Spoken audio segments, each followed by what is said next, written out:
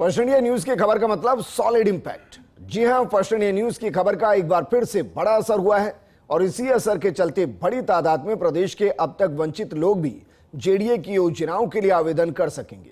क्या है पूरा मामला, जानने के लिए देखिए फर्स्ट इंडिया न्यूज की एक खास रिपोर्ट।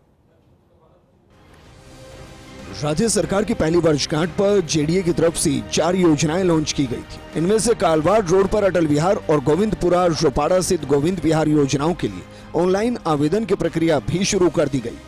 आवेदन की प्रक्रिया क्या होगी, योजनाओं में भूखंड आवंटन के लिए पात्र और भूखंड आवंटन के क्या नियम होंगे, इसको लेकर जेडीए ने आवेदन के साथ ऑनलाइन ही बुकलेट भी जारी की। लेकिन जेडीए के जिम्मेदार अधिकारियों की लापरवाही के चलते इस बुकलेट में वर्तमान में लागू नियमों के बजाय पूर्व में लागू नियमों का हवाला दे दिया गया था।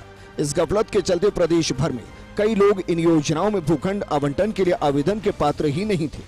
आपको सबसे पहले बताते हैं कि जेडीए की योजनाओं के इस बुकलेट में सबसे बड़ी गफलत क्या थी, जो प्रदेश भर के लोगों पर भारी पड़ रही थी, और इस गफलत को कैसे दूर किया गया।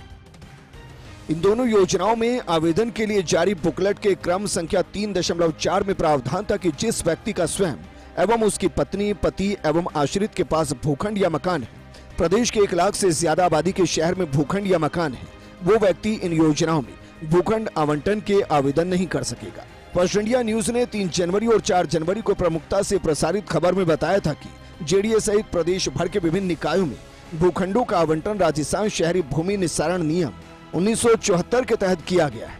इन नियमों में राज्य सरकार के नगरीय विकास विभाग ने 4 जनवरी 2021 को अधिसूचना जारी कर बदलाव किया था। इसके लिए जारी अधिसूचना में इसमें शामिल नियम 10 को बदल दिया गया। नियम 10 में 1 लाख से ज्यादा आबादी के शहर में भूखंड या मकान होने पर निकाय की योजना में भूखंड आवंटन नहीं करने के प्रावधान को हटा दिया गया। 4 साल पहले जिस प्रावधान को हटा दिया गया, वो प्रावधान वर्तमान में लागू नहीं है। उसी प्रावधान को जेडीए की हाल में घोषित योजनाओं के बुकलेट में डाल दिया गया।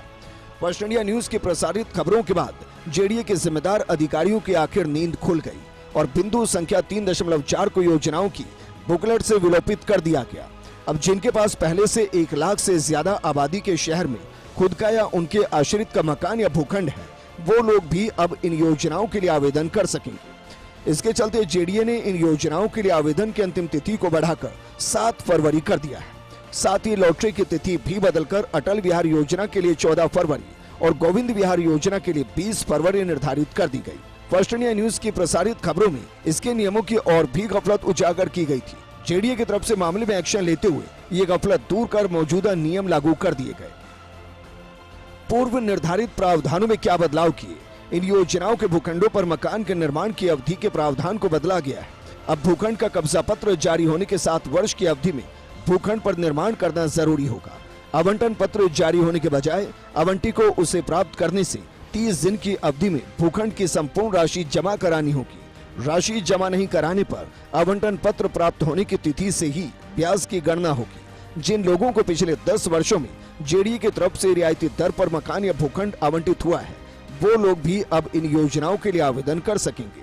आखिरकार जेडीए ने योजनाओं की बुकलेट में चल रही गफलत को दूर कर दिया है, लेकिन सवाल ये उठता है कि जिन जिम्मेदार अधिकारियों की लापरवाही के चलते जेडीए की छवि पर प्रतिकूल असर पड़ा और जेडीए की योजनाएं उपहास का कारण बनी, क्या ऐसे अधिकारियों के खिलाफ यूडीएच मंत्री झावर सिंह खर्रा और जेडीए आयुक्त आनंदी करेंगे कार्रवाई? Abhishek Shrivastava, first India news, Jaipur.